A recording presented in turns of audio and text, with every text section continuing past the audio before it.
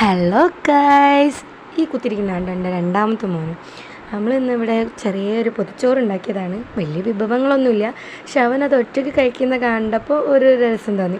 അപ്പം ഇമ്മ ചോദിക്കുന്നുണ്ട് എൻ്റെ പൊതി ഏതാണെന്ന്. അതിൽ ഏറ്റവും വലിയ പൊതിയാണ് നിങ്ങളതെന്ന് പറഞ്ഞപ്പം ഇമ്മ അങ്ങനെ തുറന്ന് വെക്കാണ് കേട്ടോ. അപ്പോൾ ഞാൻ ഇമ്മൻ്റെ ഇരുന്നെടുത്തിട്ടാണ് നിങ്ങൾക്ക് വീഡിയോ കാണിച്ചു തരാൻ വേണ്ടിയിട്ട് എടുക്കുന്നത്.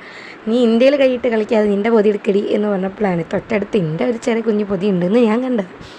അങ്ങനെ അതിങ്ങനെ തുറക്കാൻ വിചാരിച്ച്, പക്ഷേ സ്പീഡിൽ തുറക്കാനോ ഒന്നും കഴിയുന്നില്ല. കാരണം യൂട്യൂബറായ ഞാൻ ചെറിയൊരു യൂട്യൂബർ, പക്ഷെ തുറക്കാൻ പറ്റുന്ന ആരെങ്കിലും വീഡിയോ എടുത്ത് തരണ്ടേയോ, ഒറ്റക്കൈയും വെച്ച് തുറക്കാൻ കഴിയണ്ടേ. അങ്ങനെ പിന്നെ ഇത്താതെ പറഞ്ഞു തന്ന ചെറിയൊരു ഐഡിയ, നീ എന്തിനാ ബാക്ക് ക്യാമറയിൽ എടുക്കുന്നത്, സെൽഫി ക്യാമറയിൽ എടുത്തോന്നാണ്.